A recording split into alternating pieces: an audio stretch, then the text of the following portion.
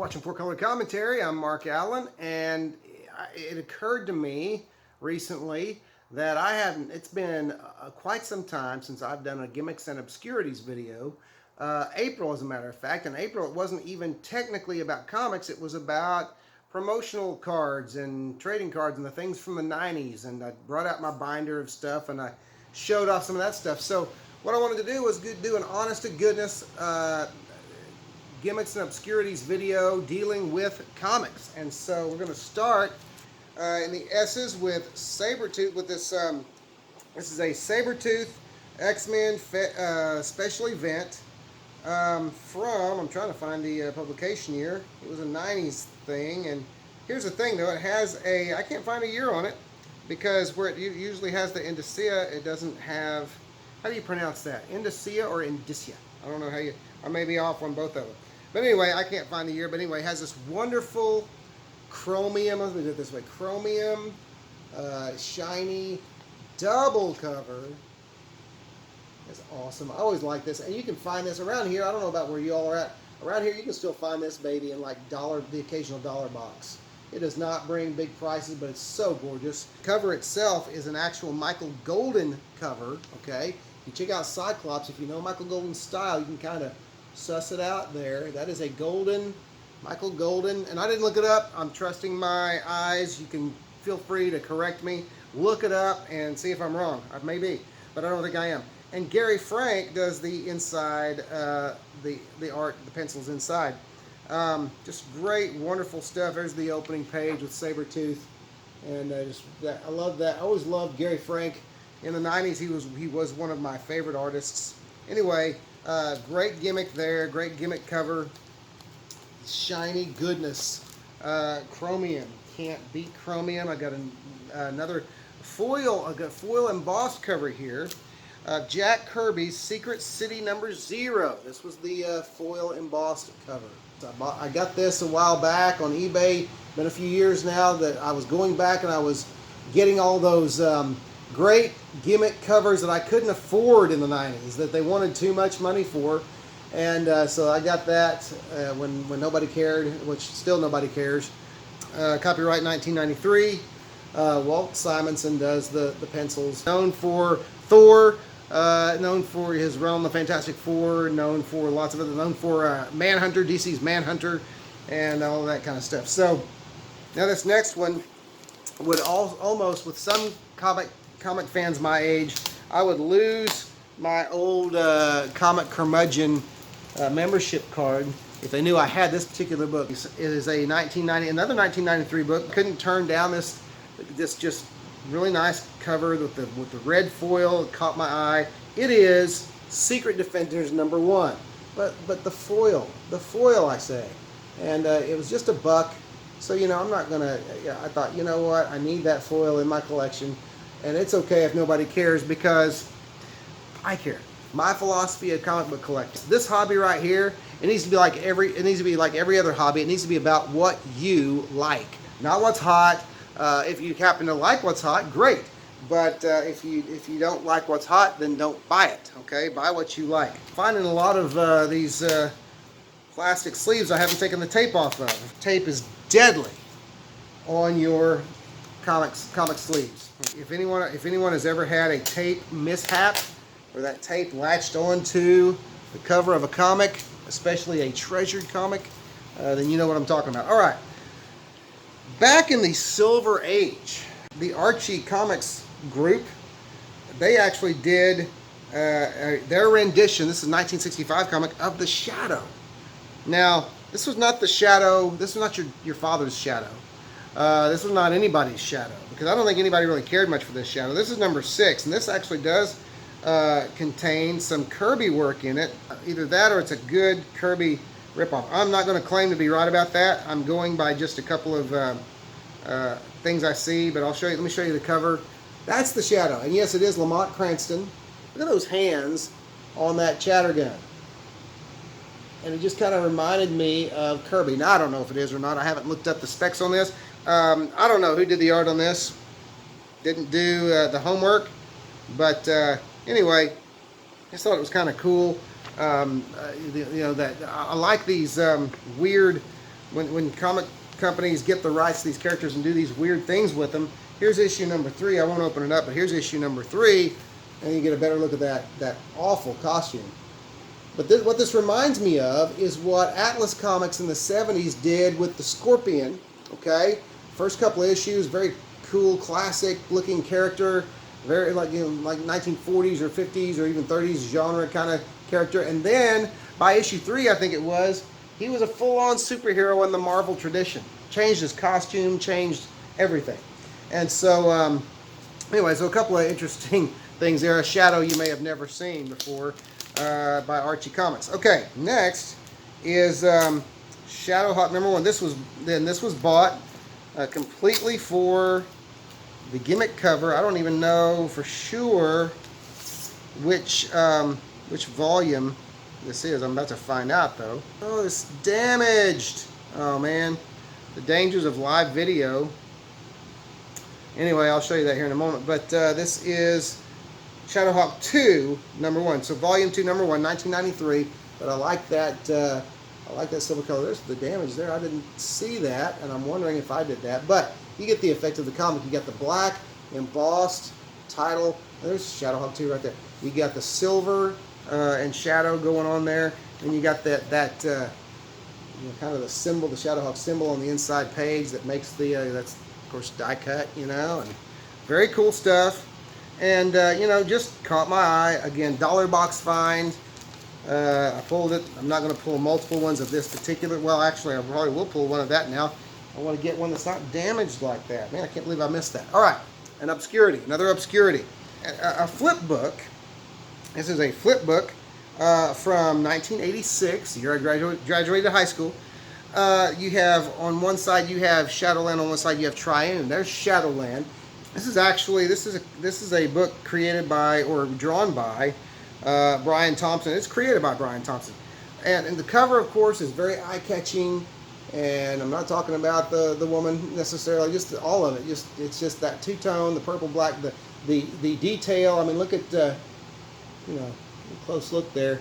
I mean, the detail, and then you go to the interiors of the book.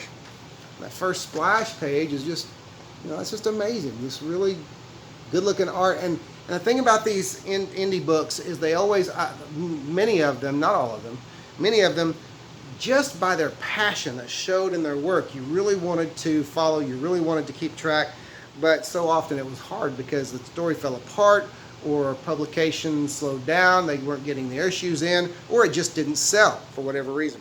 There's Triune, the Triple Man on the other side, same kind of two-tone, the black and purple thing going there. Triune was a little more funky, kind of a strange thing, but a strange story. But you still got some great art in there by different. It's written, drawn, and inked by Gary Edwards, and so you have the cover, okay. But then you also have the interior art, which isn't bad. It's again, you want to kind of admire the style, the passion that goes into some of that. And so just some really neat, like I say, very obscure books. Probably most don't know about or have even heard of them. They just turned up in a dollar box at one point, and I thought, hey, I like snapping these books up. I like snapping up the indie stuff. But you never know when you might pick up a classic, a future classic, something that somebody might take, and even if the first appearance in the indie comic isn't that great, they might take it and make something great out of it, or they might take it and make some great movie out of it. If you ever read the original Men in Black independent comic book, it wasn't any good, and that wasn't the comic that I would have expected anyone to make a movie of. It was the concept, however, that was great. It just wasn't well executed, I didn't think, in the comic book, but the movies were great. Okay, from 1994, April 1994, Valiant Comics Shadowman #0, another wonderful double spread chromium cover. Just gotta love that. I love those. I'm like a junkie when it comes to those chromium covers. There's a nice 70s word for you, junkie. Okay, here's another obscure comic. This is actually kind of an enjoyable little book. I only have the first issue, and actually it was a property that was begun with three, as I understand it, three graphic novels. But this is The Beast Warriors of Shaolin, created, written, and penciled by Peter Quinones and Glenn Johnson. Glenn Johnson, the penciler, because he has signed his work on the cover down here. It's got Johnson and Sinclair, 1985. Gorgeous cover. The coloring's fantastic. And the thing about the property itself, Beast Warriors of Shaolin, premise that you have these humans that aren't really humans. They have beasts living within them, and he's beast spirits, and he's actually a dragon. And I love the art on that. The art was very much, to me, is kind of an early John Byrne style. Like, this guy was very influenced by John Byrne. Early John Byrne style, as Dale Keown was, I believe. His was an early John Byrne style, but also with a little bit of manga. If you look at faces, and you can kind of see the manga influence, but also the John Byrne kind of style there. To me, I see it, but it might just be me. I like his storytelling. I like the action going on in the book. It's actually quite readable, and it's always nice to see when you go back and you look for those independents. It's always nice to find one that actually kind of stands up and kind of is fun and enjoyable. This next one is from 2006. This is actually a Thrill House Comics production. And this is one, you may have heard of him, but I still consider him obscure because when I talk about him, most people go, huh? Okay? And so it is Sharkman. Sharkman. Weird and funky and just a weird character, but a very beautifully rendered comic book. And the cover is beautiful. Here's the back cover is just the cover without the title, and you can get a good idea of that shark, man. It's just nightmarish. I have a thing about great white sharks. I lived in Hawaii for a year, and even though they're not known for frequenting the Hawaiian Islands, it's tiger sharks that frequent the Hawaiian Islands. Every time I'd go into the ocean, in the back of my mind was the Jaws music. So anyway, I like that cover. And then, who is this guy? Steve Pugh. Okay, Steve Pugh has done a bunch of work for Marvel. I don't know what he's doing lately, but just some wonderful artwork in this book. They almost look like painted panels, but just really cool. And man, you got to look right here, the Sharkman's helmet. You gotta love it. You gotta love that. The full teeth. Looking like a shark on his helmet there, and there's his ship.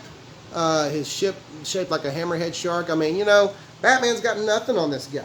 Nothing on this guy.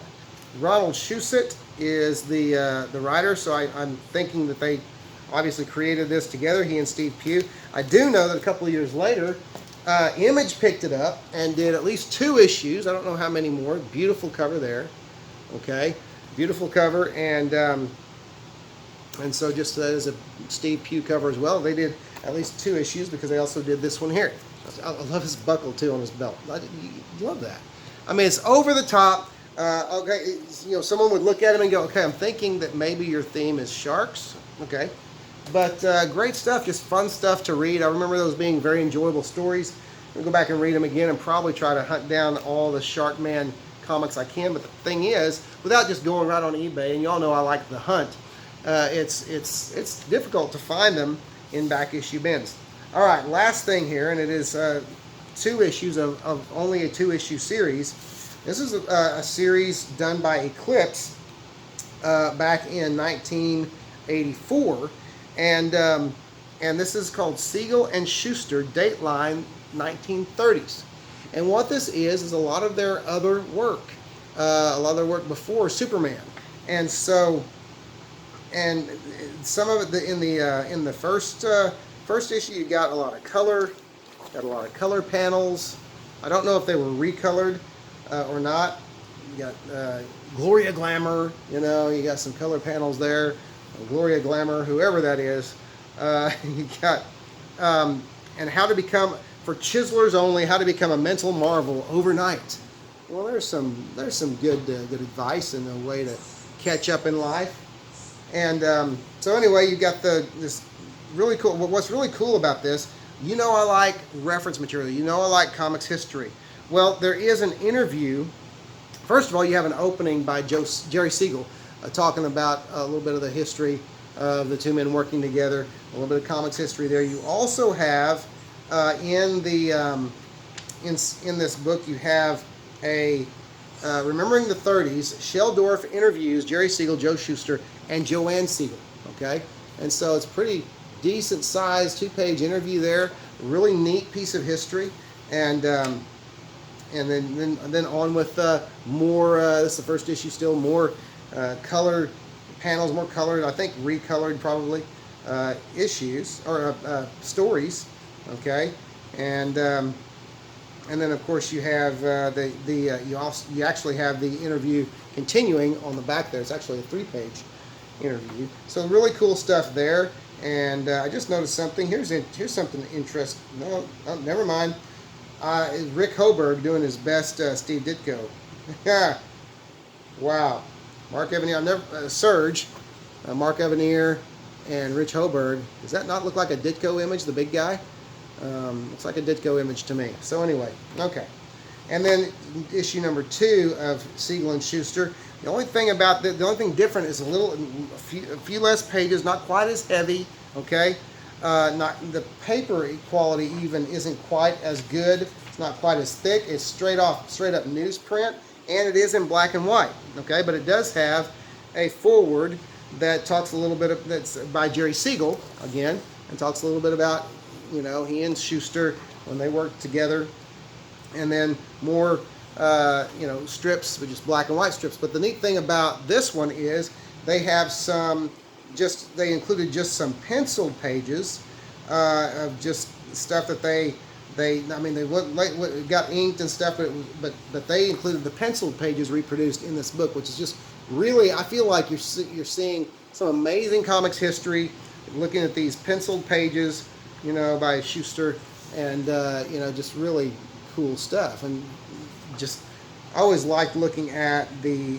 unvarnished, if you will, unvarnished art of the great comic artist. And I do consider Shuster a great comic artist simply because he is the co-creator of Superman. So, you know, he is a great, and his art may not have been the prettiest to look at, but he himself made history along with Jerry Siegel. And so one last thing about this issue number 2, and this is very cool. This is a Joe Shuster. They included this drawing as a center spread. This is the world in the future. This is what this was drawn on May 2nd, 1931 by Joe Shuster. I think it means he was 16 years old. The world in future 1980. There's what 1980 was going to look like in Shuster's mind, if only, right? But anyway, just really cool. Just a penciled, you know, picture there by Joe Shuster at 16 years old. Beautiful stuff. So anyway, great stuff. Love it. Not just fun strips to read, but really cool history to learn. And so anyway, that's Gimmicks and Obscurities, another Gimmicks and Obscurities in the books. And I hope you enjoyed it, and maybe some stuff to go out and find. Maybe some, you know, sometimes stuff is just, I mean, maybe you just get it for $1. Almost all of these were dollar books, but finding them can be really difficult in any grade and at any price. And so, just fun books to have. Anyway, thanks for watching 4-Color Commentary. If you go ahead and like this video, and if you haven't, go ahead and sub. Love to have you on a regular basis. But anyway, thanks for watching, and we'll see you next video.